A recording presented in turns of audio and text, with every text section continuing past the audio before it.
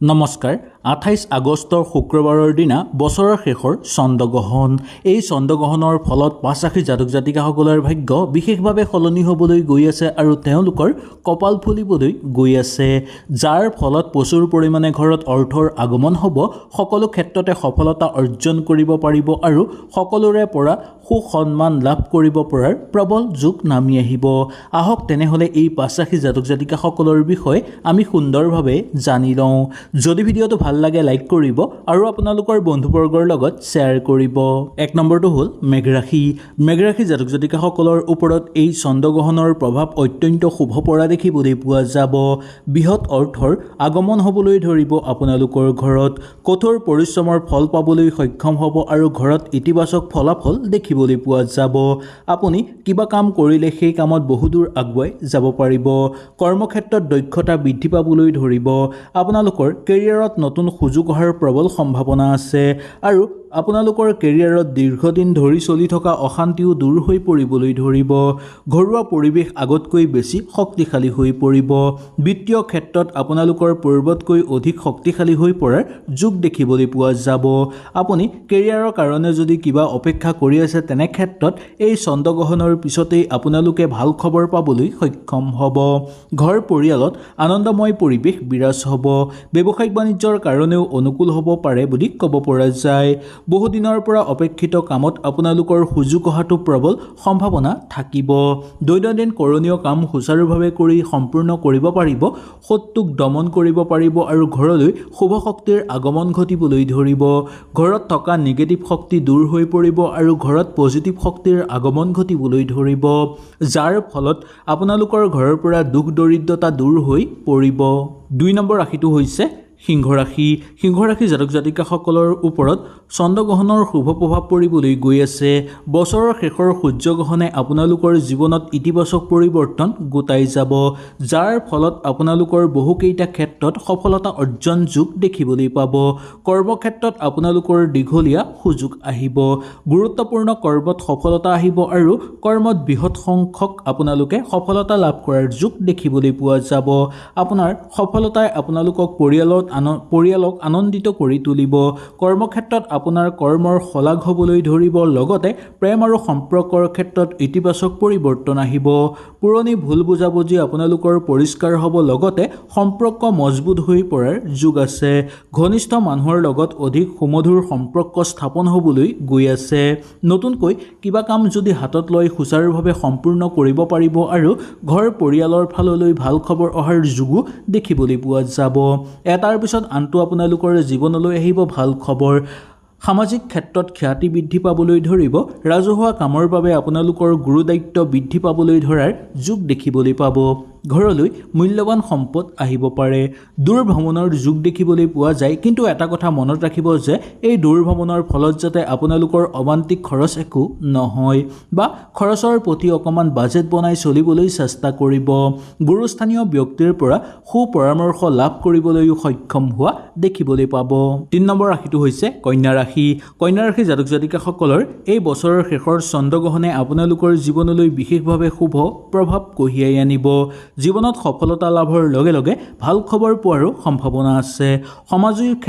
সামাজিক ক্ষেত্ৰত সুসন্মান লাভ কৰিব পাৰিব আৰু লগতে আপোনালোকৰ প্ৰতিপত্তি বৃদ্ধি পাবলৈ ধৰিব। ব্যক্তিগত জীৱনতো আনন্দময় পৰিৱেশ বিৰাজ কৰিব। প্ৰেমৰ ক্ষেত্ৰত ৰোমাঞ্চ বৃদ্ধি পাবলৈ ধৰিব। স্বাস্থ্য আপোনালোকৰ ভালে থাকিব। ব্যৱসায়িক ক্ষেত্ৰত লাভৰ নতুন সুযোগ সূচনা হ'ব। কৰ্মক্ষেত্ৰত আপুনি আপোনাৰ প্ৰভাৱ দেখুৱাব পাৰিব আৰু স্থান আৰু অধিক শক্তিশালী কৰি তুলিব পাৰিব। আপোনাৰ কঠোৰ সিদ্ধান্ত আপোনালোকে অটুট ৰাখিব, যাৰ ফলত কোনো লোকে আপোনালোকক ক্ষতি কৰিবলৈ চেষ্টা কৰিব নোৱাৰিব। ঘনিষ্ঠ বন্ধুবৰ্গৰ সাক্ষাৎ হোৱাৰ সম্ভাৱনা দেখিবলৈ পোৱা যায়। ঘৰ পৰিয়াল আপোনালোকৰ আনন্দময় হৈ পৰিব। কিবা যদি আপোনালোকৰ ভুল বুজাবুজি হৈ আছিল, সেই সকলোবোৰ পৰিষ্কাৰ কৰি ল'বলৈ চেষ্টা কৰিব। ভাগ্যৰ সহায় লাভ কৰিব পাৰিব। বহুদিন ধৰি কিবা কাম যদি আপোনালোকৰ অপেক্ষা হৈ আছে, চেষ্টা কৰিও যদি সেই কাম সম্পূৰ্ণ কৰিব পৰা নাই, তেনে ক্ষেত্ৰত আপোনালোকৰ সুপৰামৰ্শ অহাৰ লগতে সেই কাম সম্পূৰ্ণ হৈ পৰাৰ যোগ দেখিবলৈ পোৱা যাব। পইচা পাতিৰ লেনদেনৰ ক্ষেত্ৰত অকণমান সাৱধানতা অৱলম্বন কৰিব। ঘৰত যদি নতুনকৈ যান বাহন ক্ৰয় কৰিম বুলি আপোনালোকে ভাবিছে তেনেহ'লে এই চন্দ্ৰগ্ৰহণৰ পিছৰ সময়খিনি আপোনালোকৰ কাৰণে সকলোতকৈ অনুকূল বুলি ক'ব পৰা যায়। 4 নম্বৰ ৰাশিটো হৈছে বৃশ্চিক ৰাশি। বৃশ্চিক ৰাশিৰ জাতক জাতিকাসকলৰ ওপৰত এই বছৰৰ শেষৰ চন্দ্ৰগ্ৰহণে আপোনালোকৰ জীৱনলৈ সুখবৰ লৈ আহিব। আপোনালোকৰ ভাগ্য আৰু অধিক শক্তিশালী হৈ পৰিব, যাৰ ফলত আপোনালোকৰ আত্মবিশ্বাসো বৃদ্ধি পাবলৈ ধৰিব। যিয়ে আপোনালোকে কঠিন প্ৰত্যাহ্বানৰ সন্মুখীন হৈ আছিল সেই সকলোবোৰ নোহোৱা হৈ পৰিব। সামাজিক ক্ষেত্ৰত আপোনালোকৰ উন্নত প্ৰভাৱ দেখিবলৈ পাব। সফলতাৰ ক্ষেত্ৰত আপোনালোকৰ নতুন দুৱাৰ মুকলি হৈ পৰিব। স্বাস্থ্যৰ ক্ষেত্ৰত অলপ মনোযোগ দিলেই সকলোবোৰ ঠিক হৈ পৰিব। ধ্যান কৰিব অকণমান চেষ্টা কৰিব, লগতে মানসিক শক্তি উন্নত কৰিবৰ কাৰণে অকণমান আপোনালোকে যোগাভ্যাসো কৰিবলৈ চেষ্টা কৰাটো উচিত। নিজকে আপোনালোকে কৰ্মত নিয়োজিত কৰি ৰাখিবলৈ চেষ্টা কৰিব। ব্যৱসায়িক বাণিজ্যৰ লগত জড়িত লোকসকলৰ কাৰণে অনুকূল প্ৰভাৱ থাকিব। প্ৰচুৰ পৰিমাণে অৰ্থ উপাৰ্জন কৰিব পাৰিব আৰু সেই অৰ্থ আপোনালোকে সুন্দৰভাৱে জমাও কৰিব পাৰিব। ঘৰুৱা পৰিৱেশত ইতিবাচক দেখিবলৈ পোৱা যাব। নতুন চিন্তাৰ পথ মুকলি হৈ পৰিব আপোনালোকৰ। যিকোনো কৰ্মতে সম্পূৰ্ণ নিষ্ঠাৰে আপোনালোকে আগভাগ ল'লে সেই কৰ্মত সফল হোৱাটো একদম খাটাং বুলি ক'ব পৰা যায়।